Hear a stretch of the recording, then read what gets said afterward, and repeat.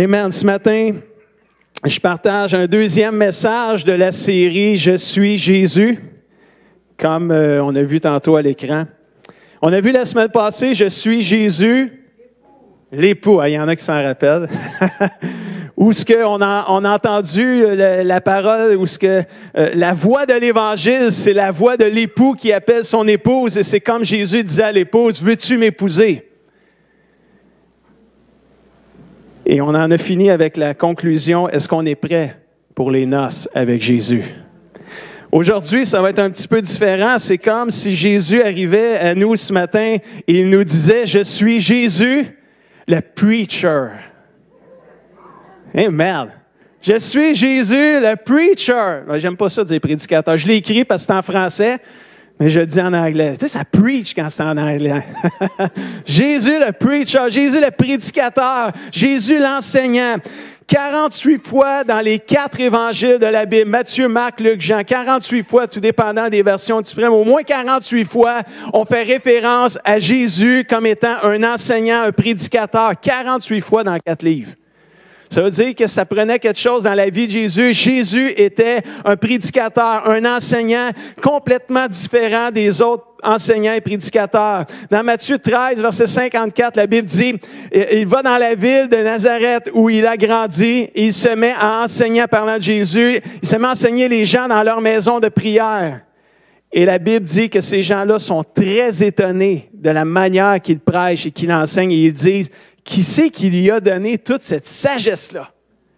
Impressionné par l'enseignement et les prédications de Jésus. Dans Matthieu 22, 33, ça dit « Tous ceux qui l'avaient entendu étaient impressionnés par son enseignement, par sa prédication. » Jésus, c'était un preacher. Hallelujah. J'aime vraiment ça dire ça comme ça. Jean 7, 32. Là, à un moment donné, là, les religieux de son époque, les pharisiens, ils n'étaient plus capables. Les pharisiens apprirent ce que l'on disait à voix basse dans la foule au sujet de Jésus. Ça devait se dire seulement, c'est tout un preacher, Jésus. Et il nous prêche tout ça. Il est-tu un bon preacher? Il est pas mal meilleur que les pharisiens puis nos maîtres de la loi. Ils ont sûrement entendu ça. Ça n'a pas fait leur affaire. Ils sont allés voir leur garde puis ils ont dit, là, vous allez arrêter Jésus. Allez le chercher, là, on n'est plus capable. Allez l'arrêter, on veut l'avoir avec nous autres. Allez le chercher. Fait que là, ils partent, les gardes, ils ont une mission, ils s'en vont trouver Jésus pour l'arrêter parce que là, les pharisiens puis les chefs de la loi sont écœurés de l'entendre preacher. Puis là, ils s'en vont, puis là, ils tombent où ce que Jésus est. Puis Jésus, il est quoi? Il est en train de prêcher. Il est en train de prêcher. Puis là, c'est comme, il écoute son sermon. Puis là, ils s'en retournent voir leurs chefs pharisiens. Au verset 45 et 46, ça dit, les gardes retournèrent auprès des chefs des prêtres et des pharisiens qui leur demandèrent, « Hey, il est où Jésus? Vous ne l'avez pas emmené? » Là, les gardes répondent, « Écoute, jamais personne n'a parlé comme lui. » Ils ont été touchés par la prédication. Ils n'ont même pas été cherchés pour l'emmener. Ils sont retournés les bras vides. Alléluia. Puis ils ont dit aux gardes, aux pharisiens, « Écoute, il n'y en a pas un qui prêche demain. On ne pourra pas l'arrêter. » Savez-vous, c'est quoi qu'il est en train de leur dire quand ils sont arrivés? Ils sont arrivés pendant que Jésus disait, versets 37 et 38, « Si quelqu'un a soif, qu'il vienne à moi et qu'il boive.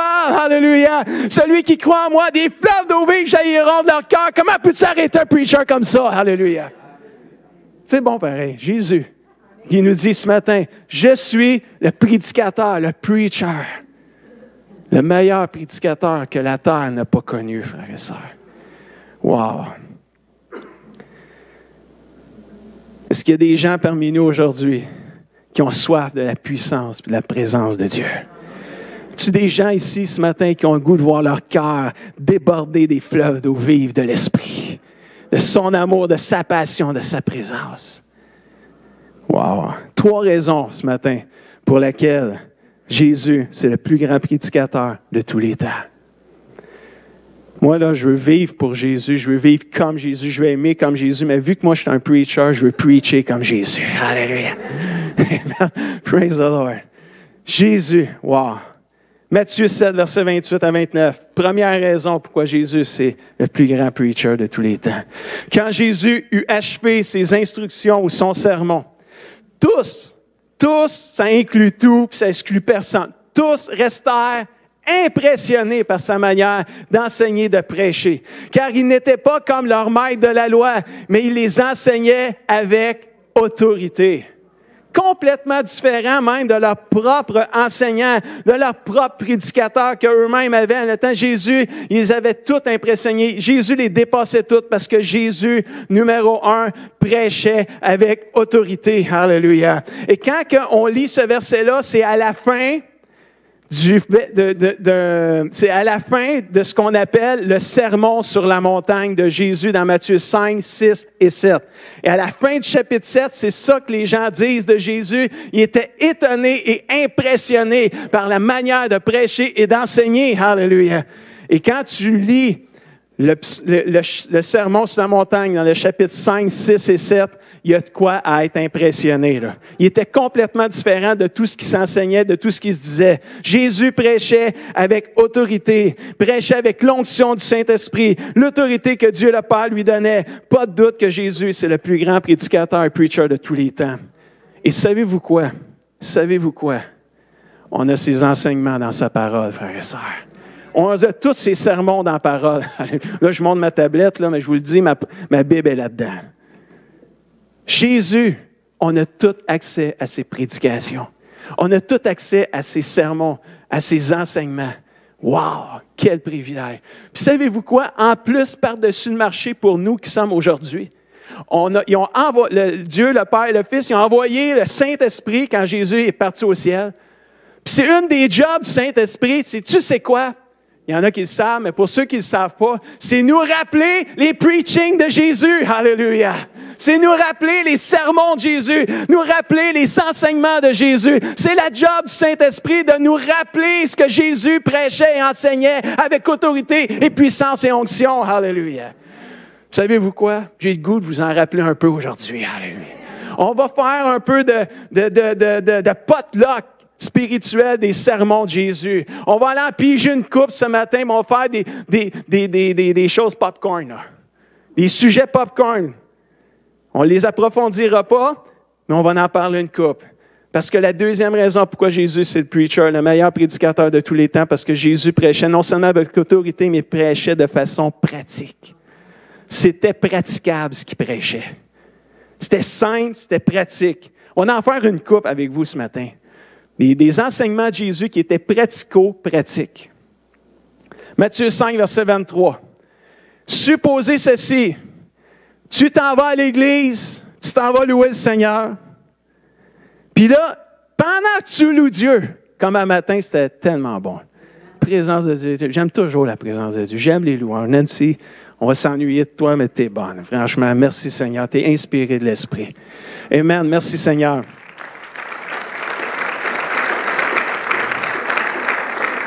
T'es là, t'es dans la présence de Dieu, t'es dans le... Puis là, tout d'un coup, là, je paraphrase le verset, là. Écoutez-moi.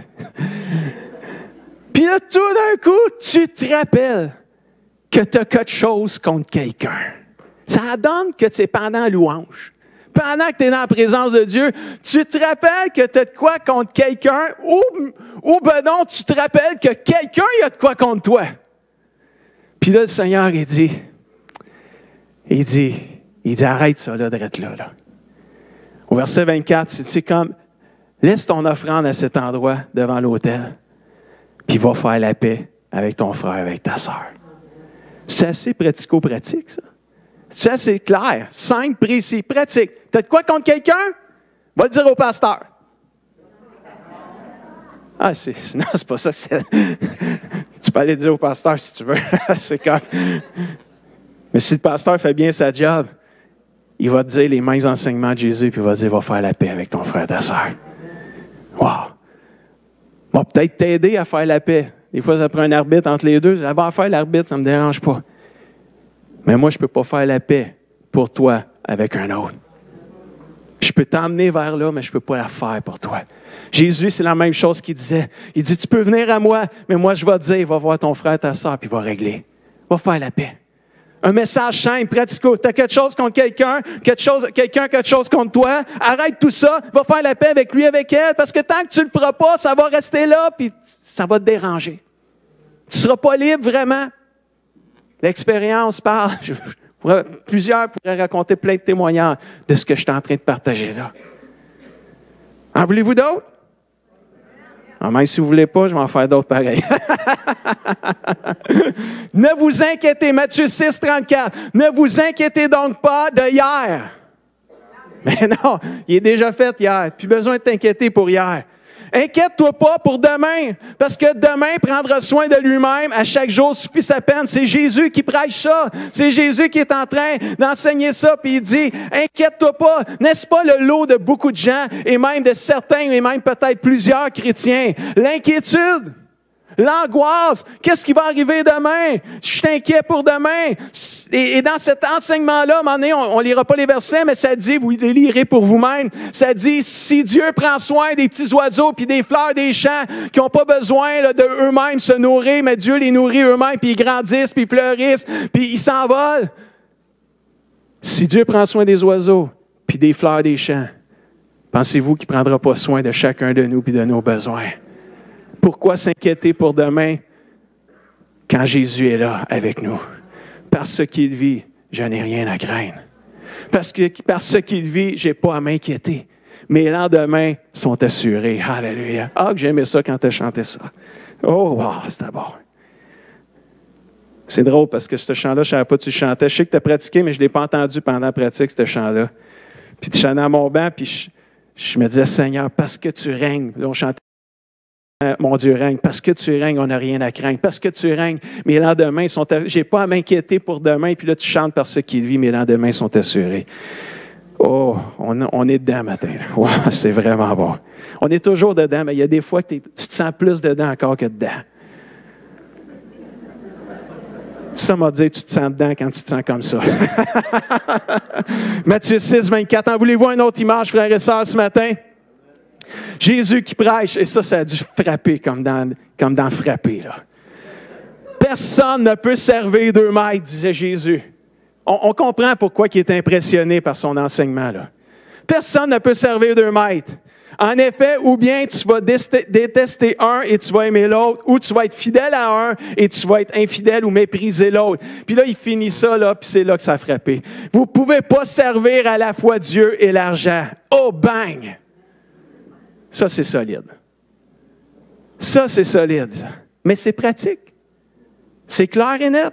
Si Dieu est ton maître, tu n'auras pas de difficulté à être généreux et à donner. Mais si l'argent te prend, si tu es pris par l'argent, il te sera difficile d'investir dans le royaume de Dieu. Assez pratique, n'est-ce pas, frères et sœurs? Moi, je me souviendrai toujours qu'à un moment donné, mon père, c'était pas parfait, mais il y a des affaires qui ont marqué ma vie de mon père. À un moment donné, mon père dit, Guy, quand j'ai commencé à travailler, j'avais 15 ans, passé le journal de Montréal. Puis là, il dit, Guy, il te dit une fois, juste une fois. Il dit, moi, là, il dit, je t'encourage à donner ta dîme pour tout ce que tu vas gagner. Là, j'ai regardé mon père. Vous connaissez mon père, gros monsieur, intimidant, impressionnant. J'ai dit, Père, puis moi, j'étais tout petit, là. J'étais encore plus petit à 15 ans. Encore. J'ai dit, Père, il n'y en a pas question. Je ne gagne pas assez cher. Tu n'as pas payé le journal de Montréal dans ce temps. J'ai dit, Père, il n'y en a pas question. Je ne donnerai pas ma dîme. Puis mon père il a dit, tu ne pourras pas dire, je ne te l'ai pas dit. Il ne m'a jamais écœuré avec ça par la suite. Mais le Saint-Esprit, il est fort, hein, s'il vous plaît. Ah, qui est fort, le Saint-Esprit. Parents, avertissez vos enfants une seule fois, puis laissez le Saint-Esprit faire la reste. Vraiment, il est fort, le Saint-Esprit. Puis là, il est supposé de rappeler les enseignements de Jésus, mais lui, il me rappelait les enseignements de mon père. Ça revenait à chaque paye que j'avais. Même si c'était petite, c'est pas grave. Ça revenait. Guy, faut que tu donnes ta dîme à Jésus, au Seigneur. J'ai fait la même affaire avec mes enfants. Ils ne peuvent pas dire que je les ai écœurés avec ça. Je leur ai dit une fois, peut-être 2 ou 3. Là. Je voulais juste être sûr. Mais Mais je les ai pas achalés avec ça. Ils peuvent aller vous le dire. Mais à un moment donné, l'Esprit m'a pris dans le cœur. Puis j'ai dit, je vais obéir. Il savait, verset, regarde, j'ai été élevé dans l'Église. J'ai entendu les sermons, j'ai tout entendu. Il n'y a rien que je n'ai pas entendu.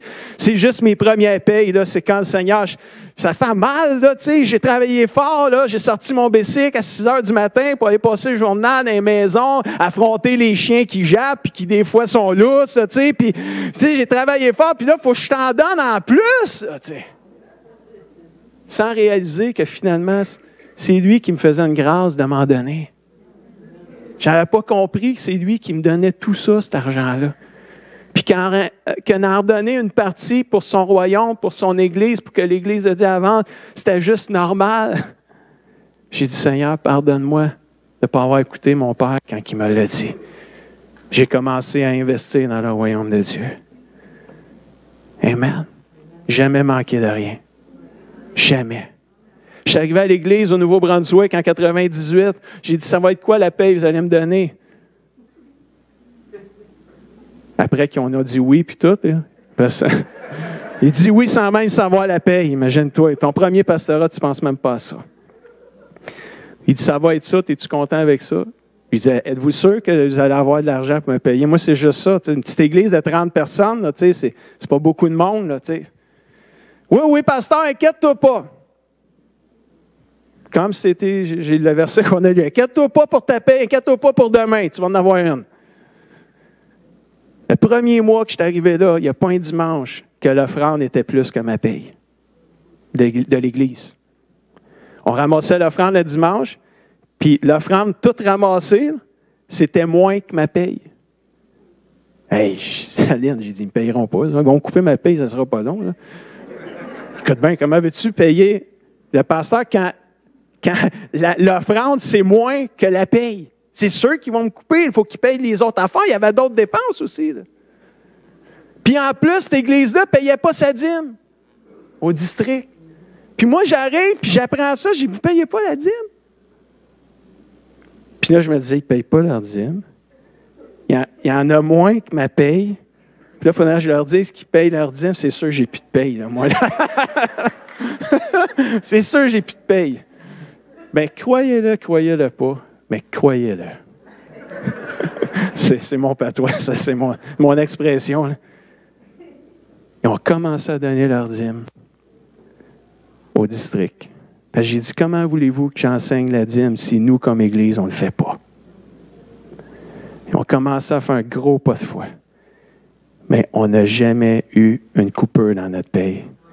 On n'a jamais été dans les dettes comme Église. On a toujours tout payé. Je ne sais pas ce qui est arrivé là. Honnêtement, je ne sais juste pas. Tout ce que je sais, c'est qu'on a été fidèles, obéissants, puis on n'a jamais rien manqué de rien. Puis pire que ça, parce que c'est vrai qu'il y a eu pire que ça. Là. Alors qu'on fait le pas de foi, 5 mois plus tard, on apprend qu'on devait 25 000 $ au district parce qu'à un moment donné, ils nous aidaient, mais dans le temps avant que j'arrive, ils aidaient. Ils ont aidé pendant plusieurs années parce que c'était une petite église qui avait besoin d'aide financièrement. Puis à un moment donné, apparemment que dans une année X, Y, Z, il aurait envoyé une lettre aux églises qui soutenaient puis qui donnaient des subsides pour dire qu'à partir de telle date, ce ne sera plus un don, mais ça va être un prêt. Cette lettre-là s'est égarée, s'est perdue ou je ne sais pas qu'est-ce qu'ils ont fait avec. Mais pour que tu sois rendu à 25 000 $ de prêt, ça faisait un bout qu'elle traînait quelque part. Là. Puis là, ils nous disent, merci de maintenant contribuer par votre dîme, merci de payer votre pasteur, mais là, vous devez payer le 25 000. Puis là, il y en a qui me regardent et disent, c'est ça la fidélité de Dieu? Oui, c'est ça la fidélité de Dieu. Tu as une dette, il faut que tu la payes. On s'est dit, on n'a pas le choix. Il y avait des chrétiens choqués. Là. Oh, il y avait des chrétiens choqués. Mais quand même que tu es choqué, il faut que tu payes pareil ta dette. Fait qu'arrêtons de nous choquer, il faut trouver des solutions. On n'est pas là juste pour chialer, il faut trouver des solutions. On a commencé à payer tranquillement. Puis à un moment donné, le district des Maritimes se sont rendus compte qu'il y en avait beaucoup d'églises qui devaient des dons. Ils ont dit, on veut les aider à payer leurs dettes. Ils ont dit, pour que les dettes se payent le plus vite, à chaque pièce que vous allez donner, on va en donner 4, nous autres. Ah ben là. Notre dette tombait à 5 000 au lieu de 25 000. Et là, on a travaillé fort. On a travaillé fort. Ça s'est payé en temps de dire, on n'a jamais rien manqué de rien comme Église. Ça, c'est la fidélité de Dieu, frères et sœurs. La peur nous empêche de vivre la bénédiction souvent. On a peur d'en manquer. Parce que Jésus règne, parce que mon Dieu, c'est mon berger, je ne manquerai de rien. Faites confiance à Dieu, frères et sœurs. Raymond, tu n'as pas le choix, il faut que tu viennes. Où t'es, Raymond? Raymond, calme. Tu veux-tu? Tu veux-tu? Tu le feras pas la semaine prochaine. Non, tu le fais tout de suite. Raymond m'a partagé quelque chose un matin, puis ça fit trop avec ce que je suis en train de partager. Prends 2 minutes. Popcorn. Amen. Le même popcorn que tu as fait un matin. Pas de beurre, pas de sel. Je voulais pas vraiment en parler beaucoup, mais c'était tellement bénissant. Quand mon épouse est tombée malade, tout le monde, pensez-y, vous tombez à moitié moins d'argent dans la maison d'une shot. Puis j'ai trouvé ça dur parce que c'est ça. Quand c'est arrivé, j'ai dit, Seigneur, je vais te donner plus. Je ne donnais pas 1 million de plus par semaine, c'est pour ça que je dis.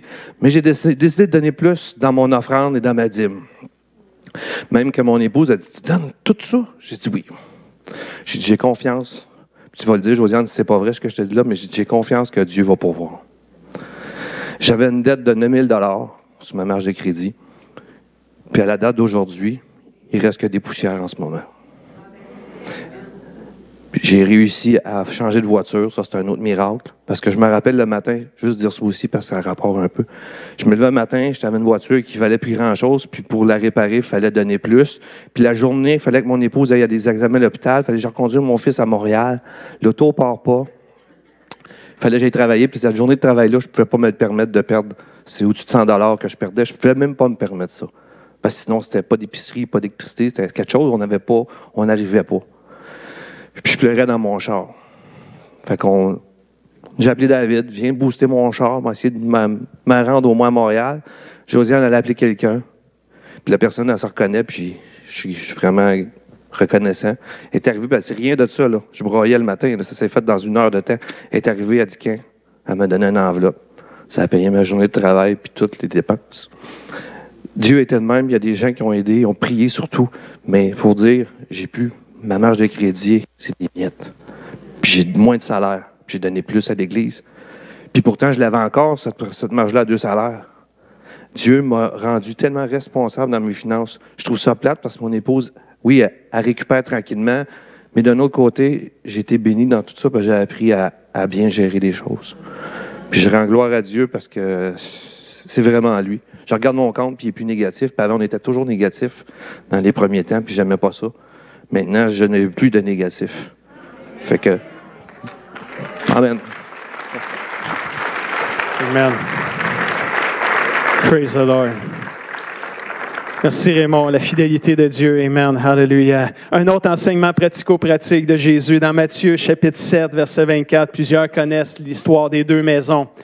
Et là, Jésus, il dit, c'est pourquoi celui qui écoute ce que je dis, c'est comme Jésus nous le dit ça à nous et à moi ce matin. Quiconque écoute ce que je dis et qui l'applique et qui le met en pratique dans sa vie. Ça, c'est assez pratique comme message. C'est simple. Tu écoutes ce que je te dis puis tu le mets en pratique. Tu peux pas avoir, si tu comprends pas ça de même, je peux pas le faire plus simple que ça.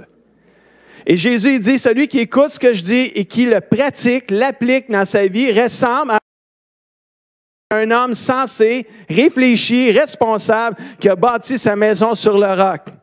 Même si tu as écouté les paroles de Jésus, tu les as mis en pratique, le verset 25, il va arriver pareil. Qu'est-ce qui est arrivé au verset 25? Il s'est mis à mouiller à verse. Il y a eu les fleuves ont débordé, les vents ont soufflé avec violence. Ils se sont déchaînés contre cette maison. En français, ça veut dire tu vas avoir de l'adversité. C'est ça que ça veut dire.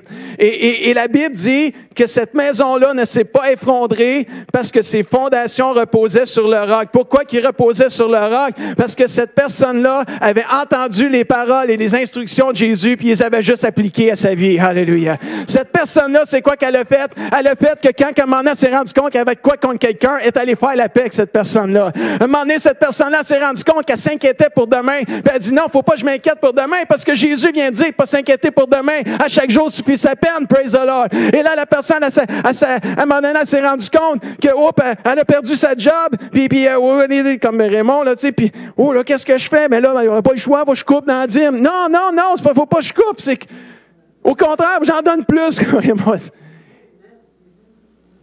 L'adversité était là. Ces personnes ont résisté, sont encore là aujourd'hui. Parce que quoi? Parce qu'ils ont décidé pas juste d'écouter ce que Jésus disait, ils ont décidé de l'appliquer à leur vie. Alléluia. Mais Jésus, il est fin, il est allé voir aussi l'autre bord de la médaille. Et il dit, regardez aussi ce que ça pourrait ressembler. Verset 26, quelqu'un qui écoute mes mêmes paroles que je dis, mais là, sans faire ce que je dis, sans les mettre en pratique, sans les appliquer, ça ressemble à un homme assez fou pour construire sa maison sur le sable. Pouvez-vous imaginer Jésus en train de prêcher ça, là? Hey, la gang, vous écoutez mes paroles, puis vous ne les mettez pas en pratique, vous ressemblez à quelqu'un qui est assez fou pour construire sa maison sur le sable. Il n'y a pas personne qui est un contracteur de maison qui va bâtir une maison sur le sable. C'est juste parce qu'ils vont dire, mais c'est illogique, c'est insensé. Bien, c'est ça que Jésus est en train de dire. C'est comme insensé ce que Jésus est en train de dire. C'est illogique d'écouter les paroles du Seigneur puis pas les pratiquer. C'est comme illogique. Pourquoi qu'il dit ça, Jésus? Parce que au verset 27, il dit, il va mouiller à verse aussi pour eux autres. Les fleuves vont aussi déborder. Les vents vont aussi souffler avec violence, mais c'est la même pluie à verse, les mêmes fleuves, puis les mêmes vents que la personne qui écoute les paroles de Jésus puis qui les met en pratique, là, c'est les mêmes adversités, les mêmes épreuves, les mêmes tempêtes. Puis il dit, tout ça s'est déchaîné contre cette maison, et la Bible dit à la fin, Jésus dit, elle s'est effondrée et sa ruine a été complète.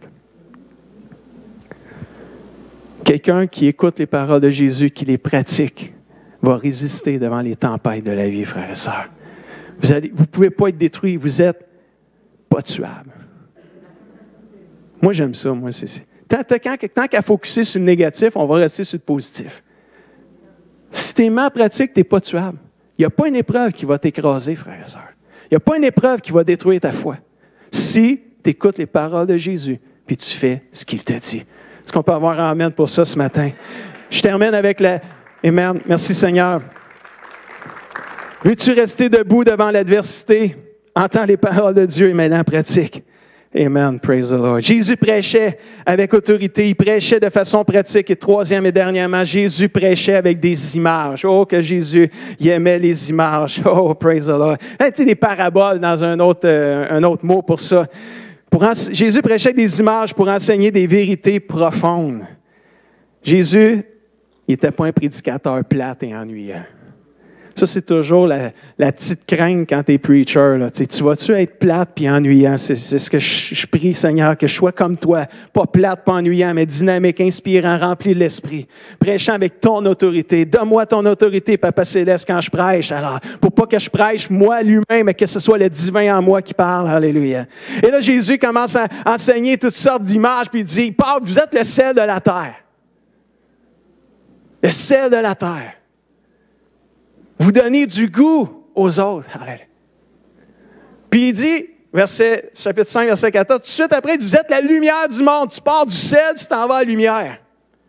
Des images pour enseigner des vérités. Ce que Jésus est en train de dire, vous êtes des chrétiens qui peuvent avoir de l'impact autour de vous autres. C'est ça qu'il est en train de dire. Parce que le sel donne du goût, le sel donne de la saveur, la lumière éclaire et dirige. Alléluia. Empêche les gens de s'en aller sur un mauvais chemin parce que la lumière éclaire. Et Jésus est en train de nous dire, au travers de cette parole-là, vous êtes le sel qui donne du goût. Est-ce qu'on donne le goût aux autres d'être chrétiens quand ils rentrent en contact avec nous? Et, bonne question, hein? Est-ce qu'on éclaire les gens? Est-ce qu'on les dirige vers Jésus? Est-ce que notre lumière brille dans le monde? Est-ce que les gens voient Jésus au travers de nos vies? Ah, Jésus ne s'est pas arrêté là. Il dit, oh non, il aimait ça, les images, Jésus. Il dit, hey, vous êtes des branches! C'est cool, hein? Il y en a qui disent, vous êtes même des vieilles branches. Puis il dit, moi, je suis la vigne, mais il dit, vous autres, les branches. Les branches. Ah, les branches. J'aime bien mieux être la vigne, mais non, c'est pas toi la vigne, c'est Jésus. Toi, tu es une branche. C'est rien, une branche. Hein? Puis Jésus il dit même, les branches là, qui ne portent pas de fruits, là, clouc, clouc, on les coupe, puis on les jette dans le poêle à bois. Parce que là, c'est poêle à bois pour nous aujourd'hui, mais dans son temps, Jésus, c'était pas le poêle à bois. Là. Si quelqu'un reste attaché à moi, dit Jésus, comme je suis attaché à lui, cette branche-là va donner beaucoup de fruits. Car sans moi, vous ne pouvez rien faire. Quelle belle image. Wow! Si tu portes du fruit dans ta vie, là, c'est pas grâce à toi. Donne-toi pas la gloire. C'est parce que tu es connecté à Jésus. C'est parce que tu es connecté à Jésus. C'est parce que tu es uni à lui, puis lui uni à toi. Tu vas porter beaucoup de fruits. Ta fameuse vieille branche, là, quand elle est pleine de la vie de Jésus-Christ, elle porte du fruit. Moi, si je pourrais être une vieille branche, je veux que je sois une vieille branche qui porte du fruit. Alléluia. Parce qu'une vieille branche, elle est connectée à Jésus-Christ, elle est pleine de vie, elle porte du fruit pour Jésus. Alléluia. Je vais terminer avec une autre image. Ah, je vais vous en donner une que Jésus n'a pas pris, mais mettons que je mets Jésus en 2016. Il nous arriverait possiblement avec une image semblable à celle-là, parce que Jésus aimait des images. Il dit, mettons, vous commandez une pizza, puis vous la commandez, là, c'est all dress. On va s'entendre sur une all dress pour ta famille. Une bonne pizza, une large. Là. Vous savez comment c'est gros, une large? C'est assez gros. Puis il dit là, le livreur, il arrive, puis toc, toc, toc, ding, dong, puis là, il arrive, puis là, il a la pizza, mais sans la boîte de pizza. Là. Il la tient dans ses mains, puis là, le fromage, ça ne se tient pas bien. Hein? Fait que là, il arrive, puis avez-vous commandé une pizza? Oui, oui. All dress? Oui. Large? Oui, parfait, c'est vous. Puis là, vous le voyez, là, puis là, la pizza, là, ça prend tout pour qu'il la tienne dans ses mains. Le fromage coule à côté, des champignons qui tombent à terre. Là, puis là, c'est quoi tu vas dire? C'est quoi tu vas dire? Eh, où la boîte? Pourquoi tu ne l'as pas mis dans une boîte? Parce que là, ça n'a pas d'allure à arriver ça de même. Tu as mis les mains où aussi, en dessous, tes mains dans la pizza? T'sais. Ça prend une boîte. Une boîte de pizza. C'est rien, une boîte de pizza. C'est nono, une boîte. Qu'est-ce que tu veux faire avec une boîte de pizza chez vous? Mais quand tu mets une pizza dedans, là, la boîte de pizza prend de la valeur. Parfois, là, on est peut-être comme une boîte de pizza. On n'est pas des boîtes de pizza. Partez pas. Le pasteur, il dit qu'on est des boîtes à pizza. Là. C'est une image comme Jésus qui nous dit qu'on est des branches. Alléluia. C'est une image comme Jésus qui nous dit qu'on est des brebis. On n'est pas des brebis, on est des êtres humains. On le sait, ça, c'est une image. On est comme une boîte de pizza, frères et sœurs. Est-ce que c'est la boîte de pizza qui donne de la valeur à la pizza? Non. C'est la pizza qui donne de la valeur à la boîte de pizza. Alléluia. C'est qu'est-ce qu'il y a dedans qui donne de la valeur. Alléluia. La branche, là, c'est pas beau une branche. On le sait que c'est pas beau une branche. Qu'est-ce qui donne de la valeur à la branche? C'est la vie qu'il y a dedans. Alléluia. Et nous, c'est la même chose. On est juste des êtres humains qui ne peuvent pas faire grand-chose. Mais si la vie de Christ est en nous, alléluia, on a de la valeur. Alléluia. Wow! Amen! Ma boîte de pizza, j'ai pas fini avec encore. Là. Qu'est-ce que ça prend la boîte de pizza? Tout ce que ça prend la boîte de pizza, c'est qu'elle soit propre et vide. Alléluia. Pour qu'on mette la pizza dedans. Alléluia. Puis qu'elle prenne la valeur qu'elle doit avoir. Et nous, frères et sœurs, c'est comme ça qu'on doit arriver à Jésus. On doit arriver à Jésus propre et vide. Et c'est seulement par Jésus qu'on peut devenir propre et vide. Et lui, il va nous remplir de son esprit. Parce que si tu crois en moi, dit Jésus, des fleuves d'eau vive vont couler de ton cœur. Alléluia. Wow! Vous ne pourrez plus jamais voir les pizzas de la même manière après ça. Tu vas voir la pizza arriver. Jésus, en moi, me donne de la valeur. Alléluia. Praise the Lord. Jésus, s'il prêche. J'aurais tellement aimé ça qu'il prêche un message de même. Dernière image. Juste avant de lire les versets. Jésus, à un moment donné, il a dit, ne jugez pas les autres pour ne pas être jugés. Parce que vous allez être jugés de la même manière, vous allez juger les autres. Mais pour être bien sûr qu'ils comprennent, il a encore pris des belles images. Une fantastique d'image. J'aime Jésus. Y a-t-il quelqu'un qui aime Jésus ici? Là? Oh, preach comme Jésus. Les prédicateurs, preachez comme Jésus. Vous ne vous tromperez pas. C'est sûr. Puis là, Jésus il dit, « Hey, boys, pourquoi vois-tu la paille qui est dans l'œil de ton frère ou de ta sœur? Et n'aperçois-tu pas la poutre, le bean, le 4x4 ou le je ne sais pas quoi, qui est dans ton œil? » J'aurais dû emmener un 4x4 un matin. Mais pas le Jeep, là, mais la poutre. Là. J'aurais dû faire essayer ça. Mettez-vous ça dans la face, là, dans les yeux. Là. Puis là, après ça, essaye de voir les branchailles dans l'œil de ton frère ou de ta sœur. Tu vas dire, ben, je ne suis pas capable, j'ai une poutre devant mes yeux. Là. Je ne vois rien. Jésus il dit, ben c'est ça, c'est parfait. Il dit, si tu veux voir la paille dans l'œil de ton frère, oui, je veux la voir. Oh oui, je veux la voir. Là. On est de même, on veut tous voir les pécadilles dans la vie des autres. Là. Les pécadilles, c'est les défauts dans la vie des autres. On est bon là-dessus. On veut voir. Tu veux voir la paille dans l'œil? Oui, je veux la voir, je veux la voir. Ah oui, je veux la voir. Jésus il dit, pas de problème, tu vas pouvoir la voir. Mais il dit, on va commencer, il dit, on va enlever la poutre dans ton œil. Puis si vous n'avez pas compris ce que la poutre puis la paille, ça veut dire, c'est nos péchés. Oh, là, on rit moins. On rit moins. Vous avez bien compris, là? Les images que Jésus, c'est pour enseigner des vérités profondes.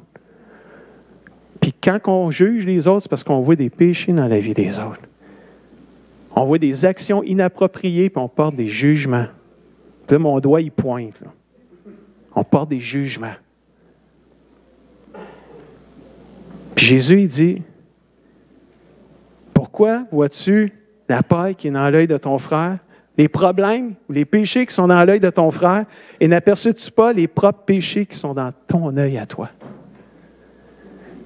Et Jésus, il dit, ôte premièrement la poutre de ton œil et tu verras comment ôter la paille dans l'œil de ton frère. Amen.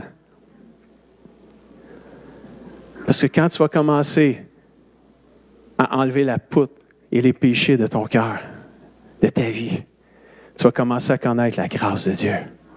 Tu vas commencer à découvrir comment Jésus, il te pardonne, comment Jésus, il est gracieux, comment Jésus, il est miséricordieux, il a plein de pitié, puis qu'il va te pardonner, puis tu vas arriver et dire, Seigneur, je te demande pardon pour mes péchés, je te demande pardon pour ces péchés-là, je te demande pardon pour l'amertume, je te demande pardon, Seigneur, parce que je suis tout le temps en train de m'inquiéter, Seigneur, je te demande pardon parce que j'ai de la misère à donner, je te demande pardon, Seigneur, parce que je suis une vieille branche, Seigneur, j'ai l'impression que je ne suis pas connecté avec toi. Seigneur, je te demande pardon. Puis Jésus va venir, puis il va te pardonner. Parce que tu es honnête devant lui. Il va enlever la poutre qui est dans ton œil. Mais quand tu vas voir la paille dans l'œil de ton frère, ce ne sera plus le jugement que tu vas avoir. C'est la grâce que tu vas donner. C'est la miséricorde que tu vas donner. C'est ça l'enseignement de Jésus, de la paille puis de la poutre. Alléluia. C'est pour ça que Jésus pouvait dire, ne jugez pas les uns les autres, parce que vous allez être jugés de la même manière, vous allez juger. Parce que tout le monde sait que personne n'est parfait. On reste toujours surpris quand un chrétien agit d'une mauvaise façon, parce qu'on s'attend à qu'il soit parfait. On tend vers la perfection, mais on ne l'est pas personne parfait, frères et sœurs. Arrêtons de nous pointer tout le temps du doigt les uns les autres. Donnons-nous la main pour nous relever plutôt les uns les autres quand on voit quelqu'un qui a de la difficulté.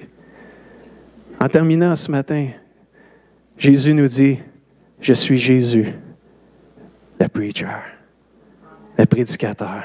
Je vais inviter peut-être Alex, Jean-Marie, puis Nancy, avec Marilyn pour le Easy Worship. Jésus impressionnait les gens par ses messages parce qu'il prêchait avec autorité. Il prêchait de façon pratique. Il prêchait avec des images pour nous enseigner des vérités importantes sur les gens. On pourrait faire par ce qu'il vit, peut-être pour commencer. Qu'est-ce que le Saint-Esprit te dit, mon frère, ma sœur, ce matin, au travers de ce qui est prêché? Qu'est-ce que l'Esprit Saint te révèle à toi ce matin, au travers de ce qui est prêché ce matin, au travers des sermons de Jésus, ou ce qu'on a parlé de quelques sermons, quelques thèmes qu'il a partagés dans son ministère sur la terre? Qu'est-ce que l'Esprit est en train de te dire ce matin? As-tu quelque chose à régler avec quelqu'un? Va faire la paix avec lui. As-tu des problèmes avec l'inquiétude ce matin? Tu as appris des nouvelles. Es-tu inquiet pour demain? Fais confiance au Seigneur. Il sera toujours avec toi. Comme Église, on va envoyer un de nos ouvriers avec Nancy et David à Rimouski dans 2 mois. On pourrait s'inquiéter, on pourrait s'angoisser. Qu'est-ce qui va arriver demain?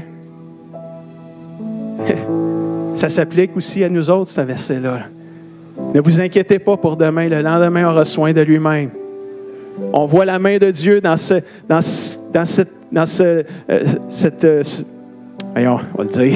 cette transition-là. On voit la main de Dieu dans la propulsion de David et Nancy dans leur destinée à Rimouski. On la voit, la main de Dieu. On n'a pas à s'inquiéter, frères et sœurs. Dieu est dans l'affaire. Si Dieu est dans l'affaire, il va être dans l'affaire ici aussi. Alléluia. Amen. On n'a pas à s'inquiéter, frères et sœurs. Est-ce que l'argent est un problème pour toi? Es-tu libre pour donner? Ou tu sens encore qu'il y a une emprise, c'est difficile? Fais le pas de foi ce matin, de faire confiance à Dieu, de dire, Dieu, regarde, je vais commencer à donner. Commence à donner à celui qui pourvoit pour que tu ne manques de rien. Alléluia. Es-tu seulement un auditeur de la parole? Ça veut dire quoi, c'est un auditeur de la parole? Es-tu seulement juste quelqu'un qui écoute la parole et les enseignements de Jésus? Es-tu juste quelqu'un qui écoute? Est-ce que mettre en pratique la parole, c'est un combat et un défi pour toi? Pourquoi pas commencer maintenant? Qu'est-ce que l'Esprit de Dieu est en train de te dire ce matin sur tout ce qui a été partagé? Il y a peut-être une chose que Dieu parle à ton cœur ce matin. Obéis à cette chose-là. Donnes-tu du goût aux autres par ta vie? Éclaires-tu les gens pour qu'ils voient au travers de toi Jésus? C'est juste des questions à réflexion, frères et sœurs. Pas pour que tu sortes d'ici à terre, condamné, écrasé, au contraire. Pour que tu sois inspiré. Jésus m'a parlé ce matin. Jésus a prêché ce matin. Alléluia. Jésus a prêché au travers de la bouche du pasteur. Alléluia. Il m'a parlé, il s'est révélé à moi. Jésus veut mon meilleur. Jésus veut mon bien, frères et sœurs. Alléluia. Les messages de Jésus, c'est pas pour condamner, c'est pour donner la vie. Alléluia. Et quand on les vit, on les met en pratique, on est la branche qui porte du fruit. Alléluia. On est la boîte de pizza. Alléluia. Propre. Qui donne une pizza propre et clean à celui qui en veut.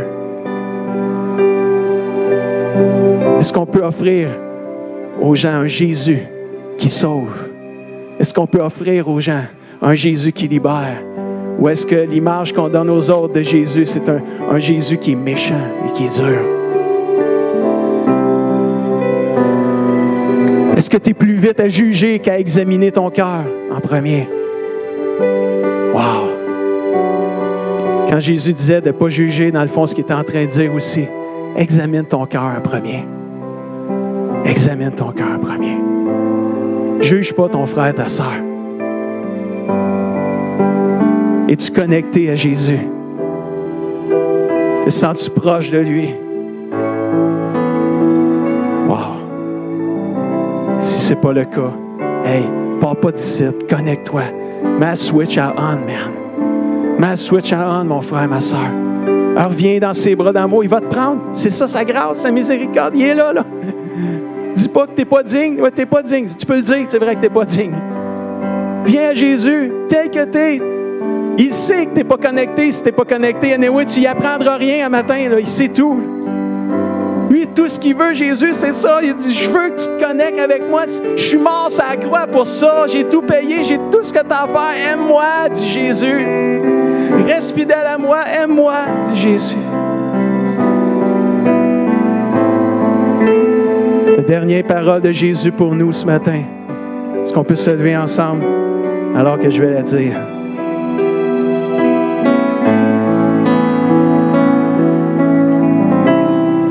Jésus debout s'écria, « Est-ce que quelqu'un a soif ce matin? » C'est comme si Jésus est ici ce matin et il dit, « Y a-t-il quelqu'un ici qui a soif? » Puis je vous pose la question, y a-t-il quelqu'un qui a soif ici? Y a-t-il quelqu'un qui a soif de Dieu ici dans cette salle?